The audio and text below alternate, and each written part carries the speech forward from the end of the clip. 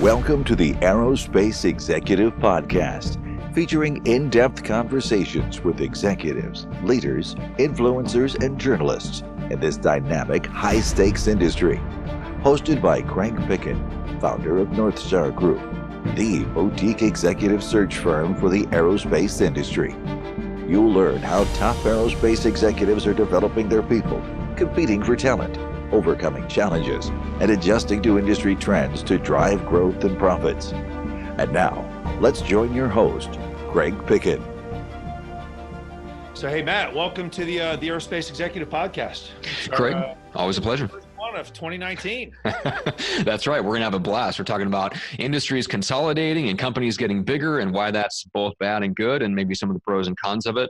And so it's going to be an interesting conversation. We've done a few of these solo episodes before where basically we tee you up and give you a topic to really go deep on. And so people can check that out in some of the prior episodes. But what do you say we jump in? Let's do it. All right. Happy New Year.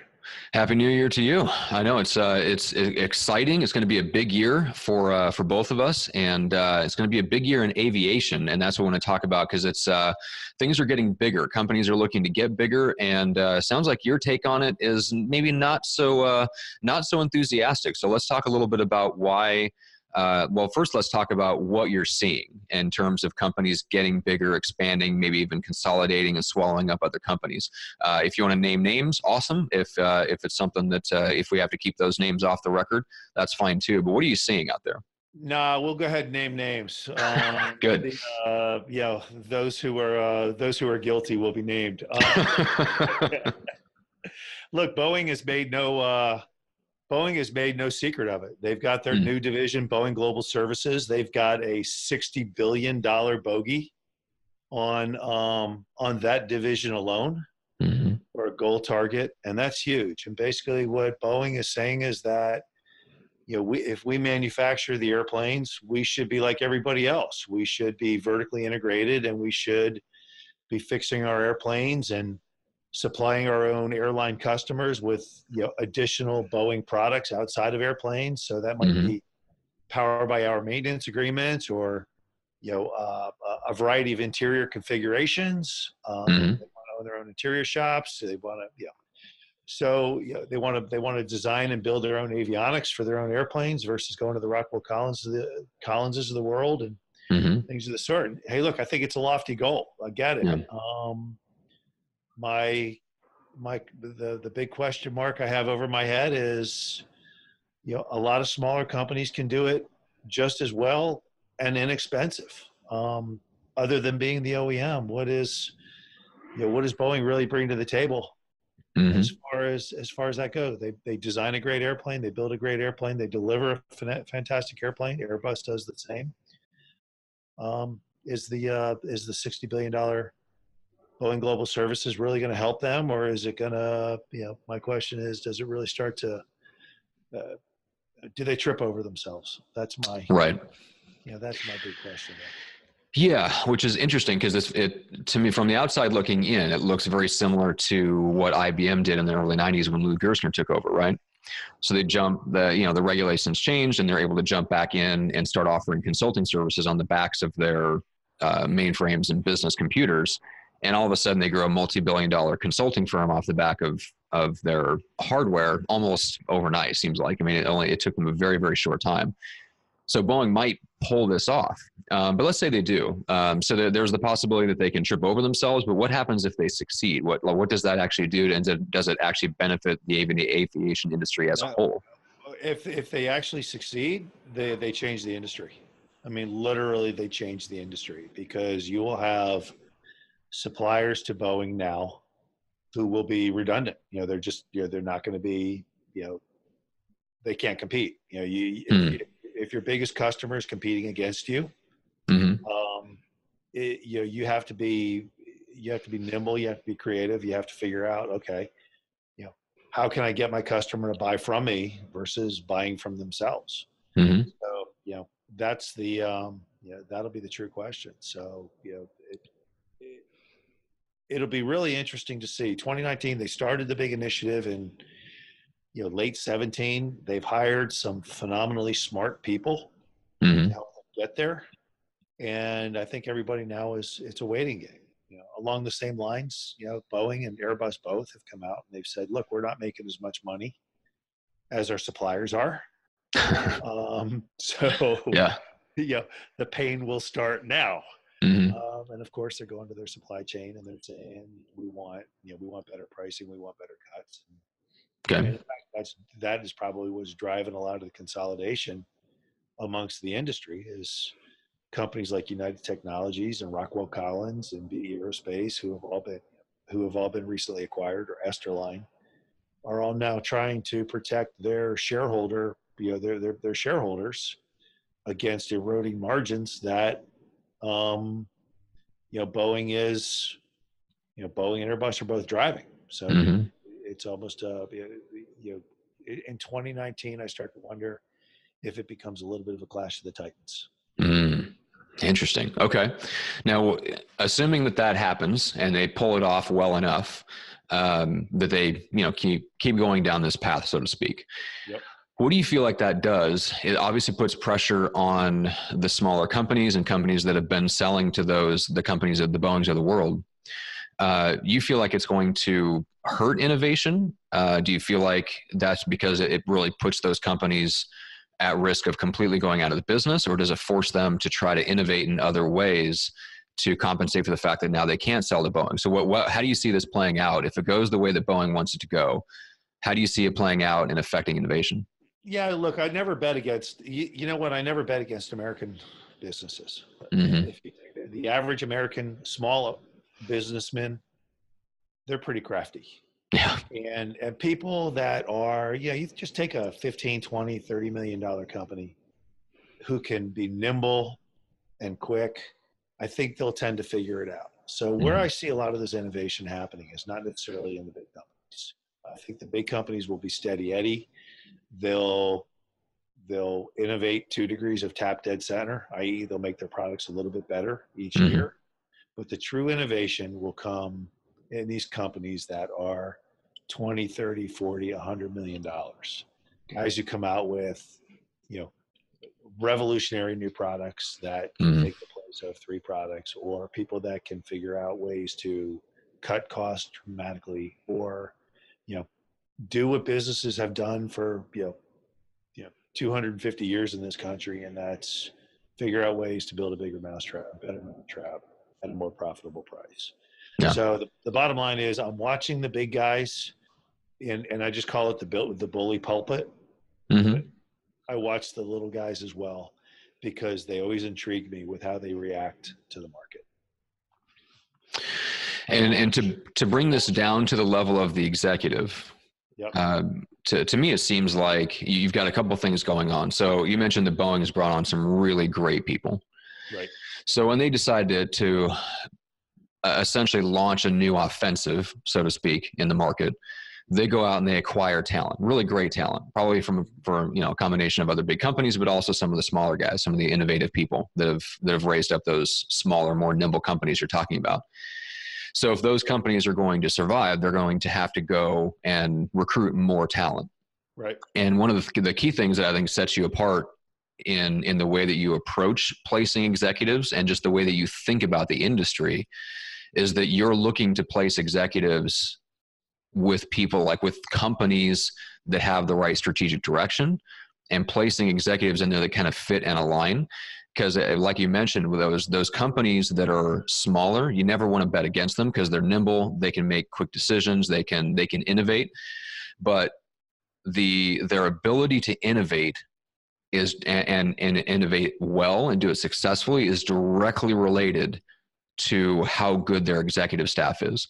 Are they making the right decisions? Are they analyzing the marketplace correctly? Are they responding to some other company's offensive moves with the right counter move? And so much of that isn't related necessarily to the bottom line. It's strategic thinking more than anything else. And so it really drives the point home that in an environment where you've got companies consolidating and getting bigger and trying to go after the best talent, like you've got like the companies that are smaller, like really have to make sure they've got the right talent in place, because you've got to make the right decisions and you've got to make them fast.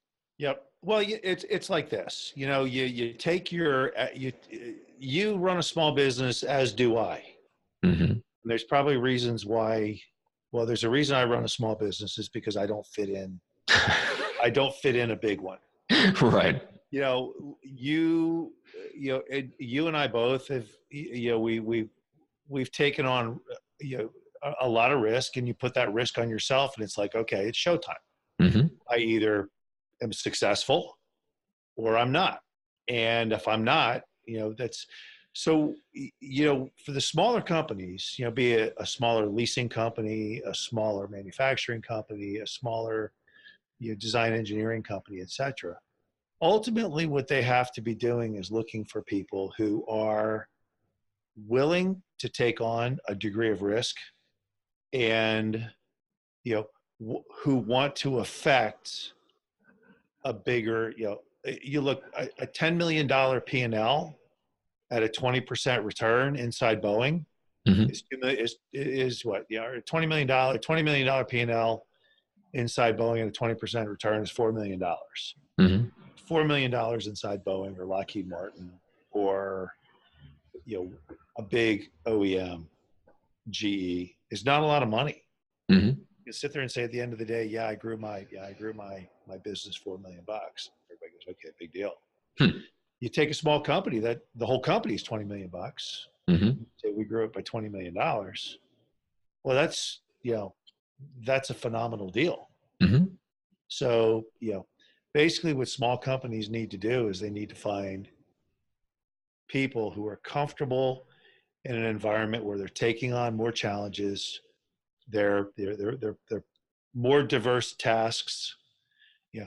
They're sitting in a cube and taking out the garbage too. It's Mm-hmm. like, hey, look, you come and you do everything. So yeah, and they want to directly affect the outcome.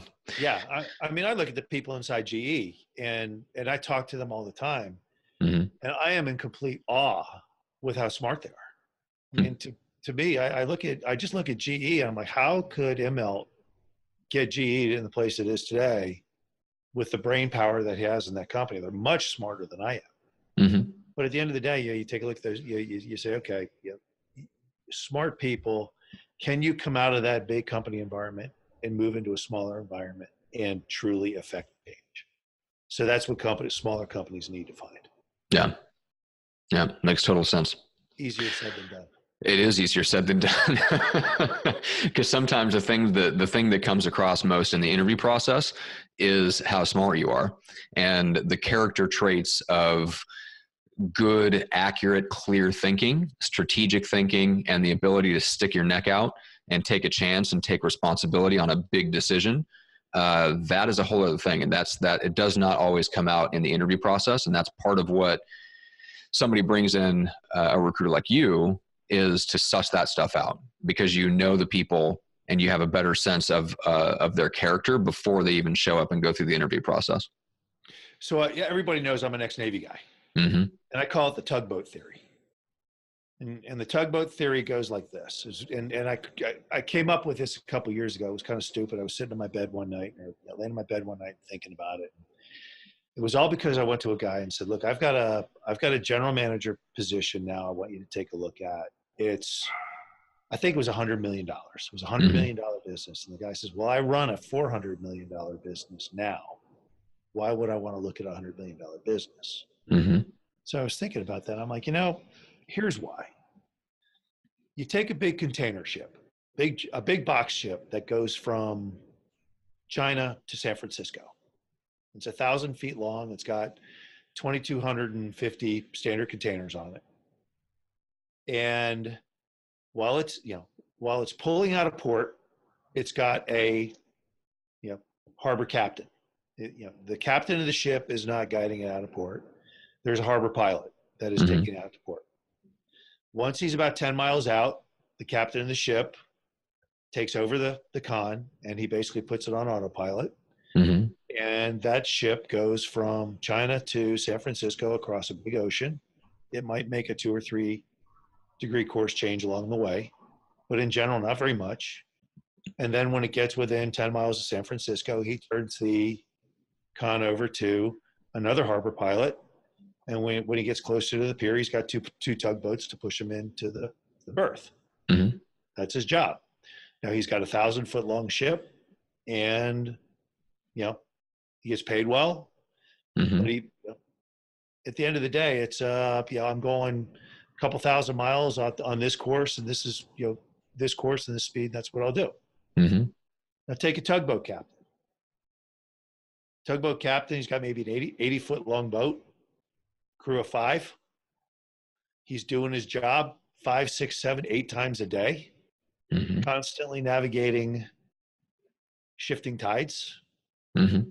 constantly, moving different size vessels in and out of port under constantly changing conditions.